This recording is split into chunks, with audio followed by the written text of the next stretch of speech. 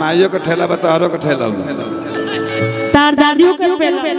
इसी को तो पावर स्टार पवन सिंह कहते हैं। अरे अपने सारे कंट्रोवर्सी के ऑन लॉक कर दिए हैं। अब तो जन्मे करते कि अल्लू अर्जुन के साथ में अक्षय सिंह ने किस तरह से अपना ठुमका लगाई है। अरे भैया एक अक्षय सिंह के नेता थोड़ी ना मिला था। अरे अपना पावर स्टार पवन सिंह को भी कहा गया था आने के लिए। तोहरा लोग के आशीर्वाद ऐसन बा कि पहिलका नेता तोरे भैया लगे आवेला,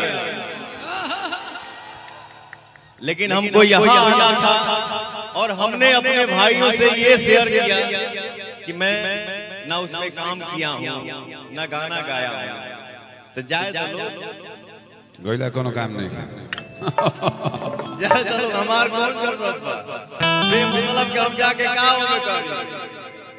बैठ जा सरगम, बैठ जा, आगे आगे हम ना करीला।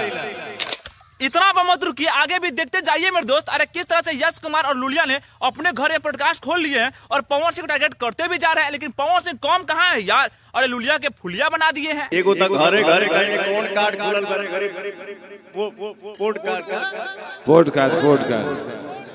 पॉडकास्ट घर ही में पॉडकास्ट खोल दो, घर ही में स्टार बने, हीरो बने, हीरोइन सब घर ही में बना, अपने मुहे बड़ाई के पुल बांध देवे के। सही बात।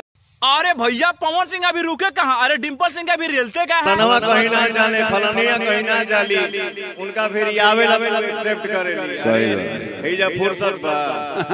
अरे भैया एक बात तो मानना पड़ेगा, अरे हीरो लोग के पास टाइम कहाँ है हीरोइन लोग को टारगेट करने के लिए। लेकिन ये हीरोइन लोग हीरो लोग को टारगेट करते रहती है। मेरे साथ ये किया, वो किया, ऐसे किया, काहे किया। ना माधुरी पावर स्टार के साथ में इतना बड़ा कीड़ा कटवाने से क्या जरूरी है जो ऐसे शब्द के प्रयोग कर रही है। माधुरी के नाम कौन बता रहा। ना भैया टकला छोटे बाबा भी कम नहीं है। तार माइयों का ठेला बतारो का ठेला। अरे भैया माधुरी तो हद ही पार कर दी है। तार दादियों का।